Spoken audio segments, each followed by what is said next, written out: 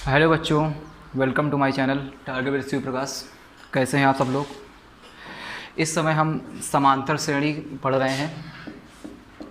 समांतर श्रेणी के हम लोग इसके पिछले सेशन में 5.3 के 10 नंबर तक के सवाल देखे थे। ठीक है, आज उसी के आगे हम लोग स्टार्ट करेंगे। ठीक है, समांतर श्रेणी एक्सरसाइज जो है 5.3। ठीक है, आइए देखते हैं। जो इसका 11 नंबर सवाल है वो क्या है। यदि किसी एपी के प्रथम n पदों का योग 4n - n² है तो इसका प्रथम पद क्या है। इस सवाल को हम बताने से पहले आपको हम एक फार्मूला इसका बताना चाहते हैं। अगर आपका Sn दिया हो, क्या दिया हो, अगर एपी के पदों का योग दिया हो, अगर Sn आपका दिया हो और आपको निकालना हो an, ठीक है, मतलब आपको योग दिया हो और निकालना क्या हो, nवां पद निकालना हो, Sn निकालना, मतलब an निकालना हो, तो an बराबर जो फार्मूला होता है Sn - 1। ठीक है, ये चीज़ आप याद रखना। ठीक है, इस हिसाब से अगर देखा जाए तो अगर हम n के हम 1 रखें, है ना, n बराबर आपका वही होगा 1 2 3 4 फर्स्ट सेकंड थर्ड टर्म के हिसाब से। तो अगर इस हिसाब से अगर हम देखें तो अगर a1 हमको निकालना हो, प्रथम पद निकालना हो, तो वो हिसाब से क्या होगा, s1 होगा, और यहाँ 1 - 1 क्या होगा, 0, मतलब s1 ही होगा। और a2 अगर हमको निकालना हो तो यहाँ क्या लिखेंगे, n के में s2 हो जाएगा, यहाँ क्या हो जाएगा, 2 में 1 गए 1, मतलब s1। a3 इस हिसाब से क्या हो जाएगा, s3 - s2। इस हिसाब से आपका चलता हुआ चला जाएगा, मतलब a4 निकालना हो तो क्या हो जाएगा, s4 - s3। ठीक है, तो इतनी बात आप लोग समझ गए होंगे, है ना। तो इस चीज़ को आप लोग नोट डाउन कर लीजिए, है ना। आइए चलो, तो अब देखते हैं इसका 11 नंबर सवाल। अब जो इसका 11 नंबर सवाल है इसमें दिया हुआ है, यदि किसी एपी के प्रथम n पदों का योगफल, है ना, प्रथम n पदों का योग दिया है, मतलब एपी के, मतलब ये आपका दिया है Sn आपको दे रखा है 4n - n²। ठीक है, 4n - n²। ठीक है, आपसे पूछा क्या है, तो इसका प्रथम पद क्या है और दो पदों का योग क्या है। ठीक है, आपसे ये पूछा है, प्रथम पद पूछा है ना, मतलब a या a1, और दो पदों का योग पूछा है ना, a1 + a2, ये आपसे पूछा है। ठीक है, सबसे पहले आप लोग जो पूछा करें या जो दिया हो उसको नोट डाउन कर ले, और जो पूछा हो उसको पहले लिख लिया करें, तो इससे आपको जो है समझ में आएगा आगे क्या करना है। तो इसी प्रकार 10वें और, ठीक है, चलो सबसे पहले देखते हैं। सबसे पहले तो हम इससे पहले सीरीज निकालेंगे, क्या करेंगे, श्रेणी ज्ञात करेंगे। अभी हमने बताया an बराबर होता है Sn - ss - 1। अब n बराबर हम यहाँ कितना रखेंगे, 1 2 3 डॉट डॉट डॉट। ठीक, अगर हम n बराबर 1 2 3 रखें यहाँ पर, या एक काम ये कर लें, हम यहाँ से पहले ही an निकाल लेते हैं, है ना, उससे ज़्यादा सरल हो जाएगा। तो an बराबर होता है Sn - Sn - 1। ध्यान समझिएगा। ठीक है, तो Sn की यहाँ में हम क्या लिखेंगे, Sn कितना दिया हमारा 4n - n², तो 4n - n²। और Sn - 1 की हम क्या करेंगे, तो जहाँ n है वहाँ हम क्या लिखेंगे, n - 1 लिखेंगे। ठीक है, तो ये होगा, क्या होगा, 4, जहाँ n है यहाँ n - 1 होगा। ठीक है, माइनस n - 1 का होल स्क्वायर। ठीक, यही होगा ना। अब इसको हम सॉल्व कर लेते हैं, तो 4n - n² माइनस, अब 4 से अगर अंदर गुणा करा दे तो 4n हो जाएगा, है ना, 4 एकम 4 -4 हो जाएगा। और यहाँ a - b का आप होल स्क्वायर खोल लीजिए। ठीक है, और माइनस से हम इस समय गुणा भी कर लेते हैं, तो a² + b² होता है, लेकिन माइनस लगा है तो ये क्या हो जाएगा, -b हो जाएगा, है ना। और -2a भी होता है, लेकिन माइनस लगा है तो क्या हो जाएगा, +2a, मतलब 2n हो जाएगा। ठीक है, अब देखें यहाँ पर, तो 4n माइनस का n², है ना, इस माइनस का अंदर हम गुणा कर देते हैं, तो माइनस का 4n हो जाएगा, माइनस प्लस का 4 हो जाएगा, माइनस प्लस का n² हो जाएगा, है ना, ये भी क्या होगा, +1 हो जाएगा, और माइनस का 2n हो जाएगा। प्लस का 4n माइनस 4n आपका कट जाएगा, प्लस का n² माइनस का n² भी कट जाएगा आपका, तो बचा क्या, 4 एक कितना होता है 5, है ना, तो 5 - 2n बचा। ठीक है, ये हमको an निकल आया। अब an निकल आया तो अब हमको सीरीज निकालना कोई बड़ी बात नहीं है। अब हम यहाँ पर n बराबर हम क्या रख लेंगे, 1 2 3, है ना, डॉट डॉट डॉट करके सीरीज फाइंड आउट कर लेंगे। तो सबसे पहले हम n बराबर 1 रखें, तो यहाँ a1 जो आएगा कितना आएगा, तो 5 - 2 × 1 ना, तो ये कितना आएगा, 5 - 2, है ना, 2 एकम 2 होता है, 5 में 2 गए कितना होगा, 3 होगा। इसके बाद हम लोग निकालेंगे a2 निकालेंगे, क्या निकालेंगे, a2 निकालेंगे। a2 निकालेंगे तो क्या लिखेंगे, इनके यहाँ में 2 × 2 रखेंगे। ठीक है, तो अब जो 2 दूना कितना होगा, 4 होगा, और 5 में अगर 4 जाए कितना आएगा, 1 आएगा। और a3 अगर निकाल लें तो कितना होगा, 5 - 2 × 3। अब 2 3 कितना होता है 6, और 5 में 6 घटाएंगे क्या होगा, -1 हो जाएगा। तो इस प्रकार हमको AP निकल आई ना, मतलब 3, 1, -1 ना, अतः AP के आ गई आपकी 3, 1, 3, 1, -1, डॉट डॉट डॉट। ठीक है, ये मिल गया। अब आपसे यहाँ पूछा था प्रथम पद a, तो a क्या होगा आपका 3, समझ में आ गया होगा। प्रथम पद आपका निकल आया 3, दूसरा पद क्या निकल आया, 1 निकल आया। और आपसे क्या पूछा था इसमें, और इसी प्रकार तीसरे, 10वें और 9वें, है ना। A3 भी पूछा था आपसे, और 10वां पूछा था, मतलब A10 भी पूछा था, और AN भी पूछा था, ठीक है। इतनी चीज़ें हमसे पूछी थी यहाँ पर। तो अब यहाँ AN तो हम पहले ही निकाल चुके थे, AN तो आपका यही हो जाएगा ना, और A1 A2 A3 हम निकाल चुके हैं। अब बचा 10वां पद, इसी प्रकार आप A10 भी निकाल लेंगे। A10 बराबर क्या होता है, A प्लस कितना होगा 9D, 10 है तो क्या होगा 9D। अब यहाँ अगर देखो तो आपको पता होगा यहाँ से A कितना आएगा, 3 आएगा। अगर आप D निकाल लेंगे तो क्या होगा, दूसरे पद में पहला पद घटाएंगे तो 1 - 3 कितना आएगा, -2 आएगा, ठीक है।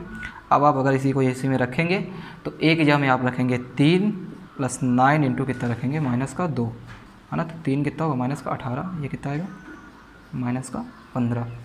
क्लियर है ना। आशा करते हैं ये बात आपको क्लियर हो गई होगी, है ना। अगर ना समझ में आओ तो एक बार आप लोग फिर से रिपीट के देख लीजिएगा, आराम से समझ में आ जाएगा, ठीक है। आइए इसका 12 नंबर सवाल देखते हैं।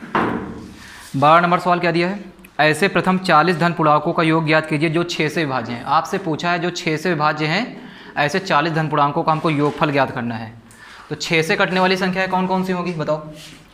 मतलब जो 6 से कटने वाली संख्या, मतलब जो 6 का पारा पढ़ लो, 6 × 6 = 12, है ना, 18, है ना, 24, डॉट इस तरह चलते चले जाएंगे, ठीक है। लेकिन इस तरह की हमको कितनी संख्या लेनी है, 40 संख्या लेनी है। तो इसमें हम एक काम आपका और सरल बना देते हैं। तो अगर 40वीं संख्या अगर आप देखें, पहली संख्या 6 हो गई, दूसरी संख्या 12 हो गई, इस प्रकार 40वीं संख्या क्या होगी, 40 × 6 कर लेंगे। बात समझ में आई। 40 × 6 कितना होगा, 240 हो जाएगा। तो अंतिम पद आपका जो होगा 240। इसको हम ऐसे भी लगा सकते थे, अगर n = 40 करके वैसे भी लगा सकते थे, लेकिन ये आपका ज़्यादा सरल लग जाएगा। समझ रहे हो ना बात, नहीं वैसे हमको लग। तो अब यहाँ देखिए जरा, तो इसमें A कितना है, A कितना है, 6 है ना। D निकाल लेंगे, इनके बीच का डिफरेंस 12 - 6 = कितना होगा, 6 होगा, ठीक है। अब अंतिम पद देखेंगे तो ये क्या है, अंतिम पद है, मतलब क्या होगा, AN होगा। AN कितना है, 240, और जो n दे रखा है हमको कितना दिया, 40 पद दिया है ना। 40 पद का योग निकालना है, तो मतलब n कितना है, 40 है, ठीक है। अब हमको क्या निकालना है, सम ऑफ 40 टर्म, ठीक है। तो निकालते हैं, चलो आइए देखते हैं। तो हमको SN निकालना है, तो S कैसे निकालेंगे, n/2 A + AN, ये पढ़ा है फॉर्मूला। तो n/2 n की हम क्या लिखेंगे, 40/2 A + AN। अरे ये फार्मूला पढ़ा है ना आप लोगों ने, S = n/2 A + AN ना, ये होता है ना फार्मूला, ये फार्मूला लगाएंगे, ठीक है। यहाँ पर तो n/2 तो मतलब 40/2, A कितना है, 6 है, प्लस AN कितना है आपका, 240 है, ठीक है। अब अगर 2 से काट दो ये कितना आएगा, 20 आएगा। तो कुल मिला के आएगा 20 × 246। अब इसका गुणा कर लीजिए, जो भी आ जाए वही आपका क्या होगा, आंसर होगा, ठीक है। 2 × 12, 2 × 8, 1 9, 2 × 4, है ना, इतना होगा। आ गया ना समझ में। इसको आप दूसरे तरीके से भी कर सकते थे, आप चाहते तो n/2 2A + n - 1 × D भी लग सकता था, ठीक है। वो भी फार्मूला का, तभी आंसर सेम ही आएगा, ठीक है, इसमें कोई समस्या नहीं है।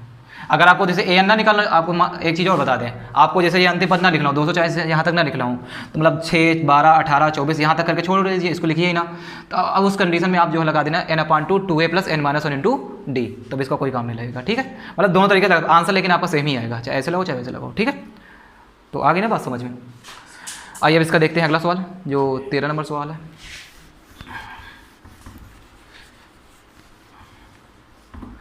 जो इसका 13 नंबर सवाल है वो दिया है 8 के प्रथम 15 गुणजों का योग। ये भी इस तरह का सवाल है, लगा लेंगे आप लोग। 8 के 15 गुणजों का योग निकालना है, मतलब 8 होगा, फिर 8 के बाद क्या आएगा, 8 का बड़ा बढ़ते चलिए, 8 दूनी 16, 8 त्रिक 24, है ना। और 15 गुणज किया तो मतलब 15 का भी 8 से गुणा कर लीजिए ना, 15 8 कितना होता है, 120। या चलो ऐसे ही आज इसको दूसरे तरीके से लगा ले, तो अगर A है ना, तो ये A कितना हो जाएगा, 6 हो जाएगा, 8 हो जाएगा। ये आपको ना लिखना हो कोई समस्या नहीं, इतना ही करके छोड़ दीजिए, उसमें कोई भी समस्या नहीं, ठीक है। A = 8 हो जाएगा। आप D निकालेंगे कितना होगा, 16 - 8 मतलब 8 हो जाएगा, है ना। और जो है N कितना दिया है यहाँ पर, N जो दे रखा है 15 दिया है ना, 15 गुणजों का योग। और निकालना क्या है, SN निकालना है। अब चाहो तो आप ये फॉर्मूला लगा दो, SN बराबर क्या होता है, n/2 2A + n - 1 × D, ठीक है। ये फार्मूला लगा देंगे, आपका तुरंत निकल आएगा, ठीक है। लेकिन आप अगर अंतिम पद भी निकालते हैं, आप एक चीज़ जैसे हमने पीछे बताया था, तो उस तरीके भी लगेगा, ठीक है। दोनों तरीके से बता दिए, वो सवाल हमने AN के हिसाब से बताया, ये से, ठीक है। लेकिन आंसर दोनों ही केस में आपके सेम आएंगे, ठीक है। हाँ, इसके बाद अगला सवाल देखते हैं, 14 नंबर। इसमें दे रखा है जी कटे, वही क्या होती है, विषम संख्या होती है, और हमको लेनी है 0 से 50 के बीच में। तो 0 से 50 के बीच जो विषम संख्या होंगी, 1 होगा, 3 होगा, 5 होगा, डॉट डॉट डॉट, और 50 के पहले जो विषम संख्या आती है वो कौन सी होती है, 49 होती है, ठीक है। तो अब अगर आप लोग यहाँ देखिए, तो जो A आएगा वो A कितना होगा, A कितना आएगा, 1 आएगा। और जो D आएगा, D कितना आएगा, 3 में 1 घटा लेंगे, कितना आएगा, 2 आएगा। और ये आपका क्या है, अंतिम पद है, तो AN होगा ये 49। अब लेकिन यहाँ एक समस्या पड़ रही है, आपको n नहीं पता है। जब तक आपको n नहीं पता होगा तो आप Sn नहीं निकाल सकते हैं। तो अब आप जी लोग बताइए, ये बताइए जैसे 50 संख्याएं हैं, जैसे लेना है हमको, या 50 संख्या है तो उसमें आधी सम होंगी, आधी क्या होंगी, विषम होंगी। जैसे 50 संख्या है तो क्या होंगी, 25 क्या होंगी, सम होंगी, और 25 क्या होंगी, विषम होंगी। तो उस हिसाब से अगर n देखा जाए तो कितना होगा, 25 होगा।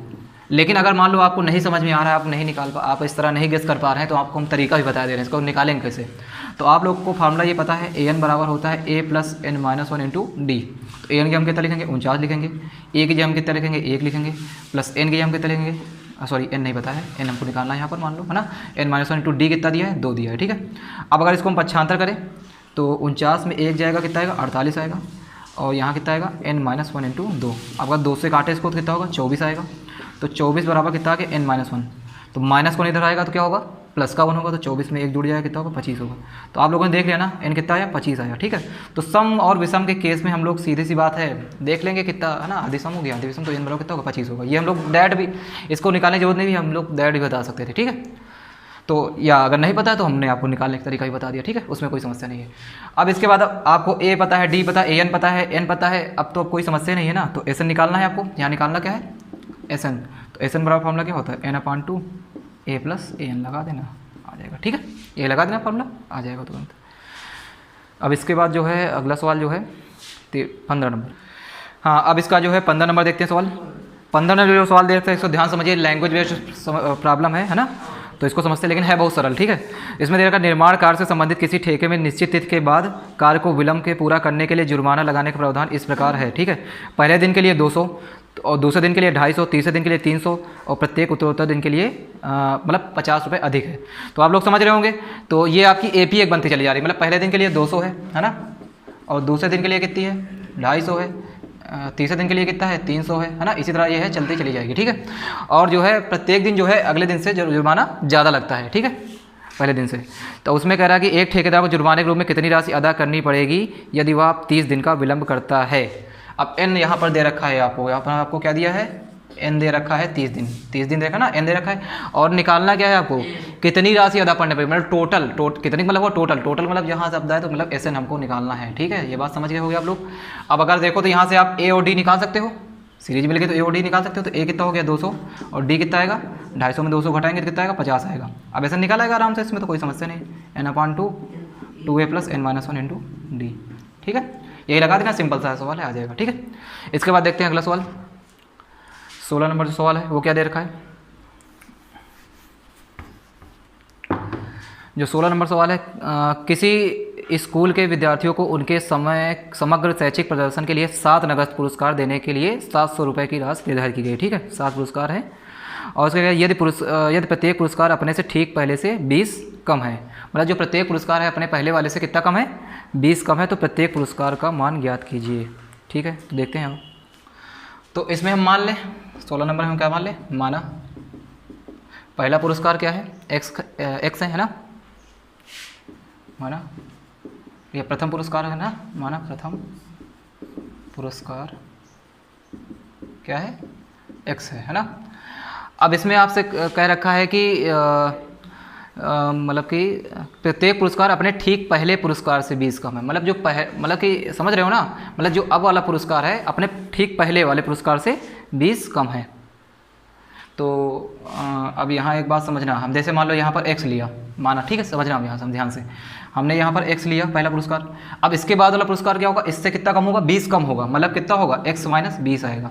अब इसके वाला जो पुरस्कार होगा इससे भी 20 कम होगा। अगर 20 और कम करके इसमें 20 माइनस और करेंगे तो माइनस 20 क्या होगा, माइनस का 40 हो जाएगा, ठीक है। इस तरह आगे और करेंगे तो कितना होगा, ये माइनस का 60 हो जाएगा। इस तरह आगे और करेंगे तो कितना होगा, 80 होगा, और कितना होगा, माइनस का 100 होगा। लेने कितने हमको 7 लेने हैं, गिनते रहना। तो 3 3 6 हो गए, आखिरी जो होगा कितना होगा, x माइनस 120। तो टोटल 7 पुरस्कार हो गए ना, ठीक है, समझ गए ना। मतलब पहला पुरस्कार से x है तो उसके बाद वाला उससे 20 कम है, फिर उसके बाद वाला उससे 20 कम है ना। उसके बाद कह रहा है कि प्रत्येक पुरस्कार का मान ज्ञात कीजिए, ठीक है। आपको जो है प्रत्येक पुरस्कार मतलब x की वैल्यू हमको फाइंड आउट करनी है ना। तो सिंपल चीज़ है, लग जाएगा। a यहाँ पर कितना होगा, अगर देखो तो a आपका क्या होगा, यहाँ पर x होगा, है ना। और आपका यहाँ पर देखो d कितना होगा, अगर आप d यहाँ से निकाले तो कितना होगा, x माइनस 20 माइनस x, तो x कट जाएगा, एक डी और कितना आएगा, माइनस का 20 आएगा। और जो आपका ये क्या होगा, ये अंतिम पद है ना, 120 का है x माइनस, ये an है, क्या है आपका ए एन है ना लास्ट में है, तो ए एन कितना है एक्स माइनस 120। और चूंकि 7 नगद पुरस्कार है, कितने पुरस्कार है 7, तो एन बराबर जो होगा आपका कितना होगा 7 होगा। ठीक है, हमको निकालना क्या था यहाँ से एस एन भी दिया है शायद, हाँ 700 रुपये की राशि दी रखी है। टोटल राशि जो है कितनी है 700 रुपये की, मतलब जो एस एन दिया है वो कितना दिया है 700 दिया है। ठीक है, एस एन कितना दिया है 700। तो अब आप निकाले तो फार्मूला पता है, एस एन बराबर क्या होता है n/2 या a प्लस ए एन ना, ये लगा दें a प्लस ए एन। तो एस एन की हम क्या लिखेंगे हम लोग 700 लिखेंगे, एन की हम कितना लिखेंगे 7 दिया है बटे 2 कर लेंगे, a कितना है x है प्लस ए एन कितना है x माइनस 120। ठीक है, तो अगर इसको 7 से कट जाएगा देखो तो अगर है ना 7 एकम 7 मतलब 100 आ जाएगा यहाँ, और इसका हम क्रॉस मल्टीप्लाई भी इस समय करा दे रहे हैं। ठीक है, तो 100 दूना जो हो जाएगा कितना होगा 200 होगा, और x अगर यहाँ से जोड़ो कितना होगा 2x होगा माइनस का 120। अब अगर माइनस का 120 इधर लेके आते हो तो क्या हो जाएगा ये प्लस का हो जाएगा, 200 में अगर 120 जोड़ोगे 320 आएगा। अगर x निकालना होगा तो क्या करोगे 320 बटा 2 करोगे तो मतलब कितना आएगा 160 आएगा। तो x का मान 160 निकल आया। अब ये x क्या है, ये आपका पहला प्रथम पुरस्कार है, मतलब x क्या है 160। दूसरा पुरस्कार क्या होगा 160 माइनस 20 मतलब कितना हो जाएगा 140। तीसरा पुरस्कार जो होगा क्या होगा 160 में 40 घटा दें 120 आ जाएगा। इस तरह आपका होता चला जाएगा। ठीक है ना। हाँ आइए इसका आप 16 नंबर सवाल 17 नंबर सवाल देखते हैं। ठीक है, 16 हमने बता दिया। 16 देखो एक चीज़ और आपको बता दी, से हमने एपी आपका करके बताया एपी मेथड से। आप इसको चाहिए तो उससे लगा, चूँकि टोटल राशि आपको 700 दी है, जितनी हमने दिया था उसको जोड़ कर भी आप लगा सकते हैं। ठीक है, जोड़ के एक्स का मान निकाल के लगा सकते हैं, वैसे भी लग जाएगा। ठीक है, इसके लिए परेशान मत होइए। ठीक है, वैसे भी लग जाएगा, लेकिन चूँकि एपी वाला चैप्टर था इसलिए हमने एपी से द्वारा बताया आपको। ठीक है, वैसे भी लग सकता था। आइए अब इसका देखते हैं 17 नंबर सवाल। 17 नंबर जो सवाल दिया है, एक स्कूल के विद्यार्थियों ने वायु प्रदूषण कम करने के लिए स्कूल के अंदर और बाहर पेड़ लगाने के बारे में सोचा। यह निर्णय लिया गया कि प्रत्येक कक्षा का प्रत्येक अनुभाग अपनी कक्षा की संख्या के बराबर पेड़ लगाएगा। बात समझ रहे हैं, संख्या के बराबर।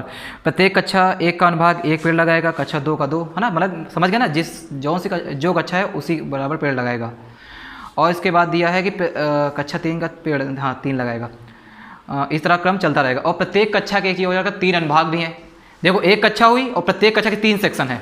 जैसे एक कक्षा है, एक क्लास की 3 सेक्शन है, तो जैसे एक वाला कक्षा एक वाला लगाएगा तो 1 गुणे 3, तो एक की कितनी कक्षा है 3 सेक्शन भी हो गए ना, तो 3 एकम 3। अब जैसे 2 वाला है तो 2 के भी 3 सेक्शन, 2 3 6, 3 वाला 3 तक 9। इस तरह आपकी एपी बनेगी इसमें। ठीक है, तो हम देखो इस तरह बनेगा, तो समझ गया होगा। जैसे कक्षा 1 वाले लगाए, इसमें लिख लेना कक्षा 1 द्वारा लगाए गए पेड़ों की संख्या बराबर 1 गुणे 3, जब 3 हो जाएगा ना। और कक्षा 2 द्वारा लगाए गए पेड़ों की संख्या है ना कितना हो जाएगा 3 6, और 3 द्वारा कितना होगा 3 3 9। इस तरह डॉट डॉट डॉट आपका बनता चला जाएगा। ठीक है, और चूंकि है कहाँ तक कक्षा 12 तक है, तो 12 तक है तो 12 के भी 3 है सेक्शन, तो 12 कितना होगा लास्ट में आपका बनाएगा जो 36। एपी बन गई। अब आपको बस सीधा बता देना है, तो ए बराबर आपका कितना आएगा 3 आएगा। डी निकालेंगे तो दूसरे में पहले घटा देंगे, ये भी 3 आएगा। और ये क्या होगा ए एन होगा 36 होगा। और एन कितना होगा, चूँकि कितने क्लासें हैं 12 क्लास हैं, तो एन बराबर कितना होगा 12 होगा। ठीक है, अब आपको एस एन निकालना है, तो एस एन आराम से निकाल लेंगे ना आप, n/2 a plus A N. ठीक है, ये सवाल लगा देना। आइए इसका जो है 18 नंबर सवाल देखते हैं। 18 नंबर सवाल हमने लगा दिया है। ठीक है, आपको हम समझा दे रहे हैं। ठीक है, 18 नंबर आपको दिया है कि आपको त्रिज्याएँ दी हुई हैं R1 R2 R3 R4 त्रिज्याएँ दी हुई हैं, और आपसे जो पूछा है सर्पिल का लंबाई कुल कितनी है। तो सर्पिल जो होता है ये अर्धवृत्त का जो देख रहे हो ये परिधि, यही आपका क्या होता है सर्पिल होता है। तो अर्धवृत्त की परिधि यही आपका क्या होगा सर्पिल होगा। तो अर्धवृत्त की परिधि जो होगा क्या होगा 1/2 इंटू वृत्त की 2πr होता है, तो अर्धवृत्त क्या करेगा उसको आधा कर देंगे तो 2πr का, तो 2 से 2 कट जाएगा और क्या आ जाएगा πr। अब πr आ गया, इसी में हम क्रमशः जो है पहले वृत्त के लिए πr1, दूसरे के लिए πr2, तीसरे के लिए πr3, इस तरह हम मान रखते हैं यहाँ चले जाएंगे। तो r1 मान कितना है 0.5, तो यहाँ रखेंगे तो 0.5 पाई, दूसरे के लिए 1 रखेंगे तो 1 पाई मतलब पाई हो जाएगा, तीसरे के लिए 1.5 पाई, चौथे के लिए 2 पाई। इस प्रकार आपका जो बनती चली गई सीढ़ी। अब आपसे ए डी है ना, एन आपको दिया है 13 वृत्तों के लिए, तो एन कितना होगा 13 होगा, और ऐसे आप लोग निकाल लेंगे इस फॉर्म से। ठीक है, इसके बाद देखते हैं 19 नंबर सवाल। 19 नंबर जो सवाल आपका दे रखा है जो है 19 नंबर सवाल देखते हैं। 19 नंबर जो सवाल दे रखा है, 200 लट्ठों की ढेरी को इस प्रकार रखा गया है कि सबसे नीचे वाली पंक्ति में 20 लट्ठे, फिर 19, फिर 18 है ना, इस तरह रखे हैं ना। 200 लट्ठे कितनी पंक्ति में रखे जाएंगे, मतलब n निकालना है, और सबसे ऊपरी वाली पंक्ति में कितने लट्ठे ये बताना है आपको। ठीक है, तो सबसे पहली बात आप समझिए यहाँ पर जो 19 नंबर दे रखा है, सबसे पहले 20 है ना, फिर 19, 18 डॉट डॉट डॉट, इसी प्रकार आपके लट्ठे टोटल रखे हुए हैं। ठीक है, अब आपके जो लट्ठे हैं टोटल कितने हैं 200 लट्ठे हैं, तो ये आपका क्या दिया है एस एन दिया है, एस एन कितना है 200 है। ठीक है, और आपको जो दे रखा है हाँ ठीक। अब यहाँ से आप ए डी निकाल लेंगे, तो ए कितना होगा यहाँ से 20 होगा, और डी निकालेंगे तो कितना आएगा दूसरे में पहला घटाएंगे तो 19 माइनस 20 मतलब कितना आएगा, माइनस का 1 आएगा। ठीक है, अब फार्मूला पता है एस एन बराबर क्या होता है, n/2 2a plus n minus 1 into D, यही तो होता है ना। तो अब यहाँ यही फार्मूला लगा लीजिएगा, तो एस एन आप 200 रख लेंगे, n तो ऐसा ही रहेगा n/2, 2 इंटू ए की जगह क्या लिख लेंगे 20 प्लस n माइनस 1 ऐसा ही रहेगा, इंटू डी की जगह क्या लिखेंगे -1। ठीक है, अब इसको रख के सॉल्व कर लीजिएगा, 2 का गुणा कर दें, यहाँ पर 400 हो जाएगा, n 20 दूनी कितना होगा 40, और अगर माइनस से अगर गुणा करें तो -1 का गुणा n से होगा तो -n होगा, माइनस गुणा क्या हो जाएगा +1 हो जाएगा। अब इसको सॉल्व कर लीजिएगा, आपका क्वाड्रेटिक इक्वेशन बन जाएगी, है ना। इसके बाद कर लीजिएगा 400 बराबर 41n माइनस n स्क्वायर, या इसको इधर ले आए तो कितना होगा n स्क्वायर माइनस का 41n और प्लस 400। ठीक है, इस हिसाब से आपका होगा। ठीक है, तो इसको करके देख लीजिएगा, है ना। इसका फैक्टर जो होगा क्या होगा, n square minus 41n minus 400, मतलब गुणा करने पर आना चाहिए 400 और जोड़ घटाने पर क्या आना चाहिए 41 आना चाहिए। तो आप लोग जब 25 और 16 का गुणा करके करेंगे तो जोड़ करके देख लीजिए 400 आएगा। ठीक है, और 25 और 16 जोड़ेंगे तो क्या आएगा 41 आएगा। तो आइए देखते हैं इसमें, तो यहाँ क्या रखेंगे हम 25n माइनस का 16n प्लस का 400 बराबर 0। ठीक है, तो यहाँ n कामन होगा कितना आएगा n माइनस 25 आएगा, यहाँ कितना होगा 16 कामन होगा तो कितना आएगा, यहाँ भी कितना आएगा n माइनस 25 आएगा। तो एक ब्रैकेट में आ गया n माइनस 25, दूसरे ब्रैकेट में कितना आ गया n माइनस 16। तो अगर n माइनस 25 हम 0 लेंगे तो n बराबर कितना आ जाएगा 25 आ जाएगा। अगर n माइनस हम 16 लेंगे 0 तो n बराबर कितना आ जाएगा 16 आ जाएगा। तो दो हमारे आ गई 16 और 15। अब दो तो हो नहीं सकती, पंक्तियाँ तो कोई एक ही होंगी, या तो 16 होंगी या तो 15 होंगी या तो 25 होंगी, तो दोनों को ही चेक करके देख लेते हैं। तो सबसे पहले हम देख लेते हैं n बराबर 25 पर देख लेते हैं। तो अगर हम a 25 निकालें तो a प्लस कितना होगा 24d, a होगा ना a 25, a प्लस कितना होगा 24d। तो a कितना दिया है यहाँ पर, a जो दिया है कितना है 20 है, और 24 इंटू डी कितना है -1 है, तो ये 20 माइनस 24 ये कितना है माइनस। तो क्या आप ये बताइए क्या माइनस में लट्ठे हो सकते हैं, माइनस में संभव है पंक्तियाँ कि पंक्तियाँ माइनस में हो, नहीं संभव है ना। तो ये सब तो संभव नहीं है ना। तो इसके बाद जो है आप लोग क्या लगे, तो आप बचा क्या n 16 पर ना, n बराबर 16 रख लीजिएगा, तो कितना होगा a 16 कितना होगा a प्लस 15d। अब इसमें आप रख लीजिएगा जो आ जाए वही आपका आंसर हो जाएगा ना, 20 प्लस 15 इंटू -1 मतलब कितना होगा 20 माइनस 15 बराबर कितना होगा 5 लट्ठे, मतलब कितनी पंक्ति होंगी, जो सबसे ऊपरी पंक्ति में जो आपके होंगे लट्ठे कितने होंगे 5 होंगे, सबसे पंक्ति कितनी होंगी 16 होंगी टोटल, और जो होंगे कितने होंगे 5 होंगे। अब इसका आप जो 20 नंबर सवाल है, 20 नंबर सवाल जो इसमें दे रखा है, इसमें आपका हिंट दिया है। ठीक है, ये भी सरल सवाल है ना। तो इसमें आपका संकेत दे रखा है, तो इसको आप लोग ट्राई करिएगा। अगर कोई समस्या है तो आप लोग कमेंट करिएगा, तो आगे हम जो है स्पेशल क्लास में इसको ले लेंगे। ठीक है, तो आशा करते हैं आप सब लोगों को समझ में आ गया होगा, है ना। तो बाकी आप लोग पढ़ते रहिए, प्रैक्टिस करिए लगातार, है ना। तो धन्यवाद।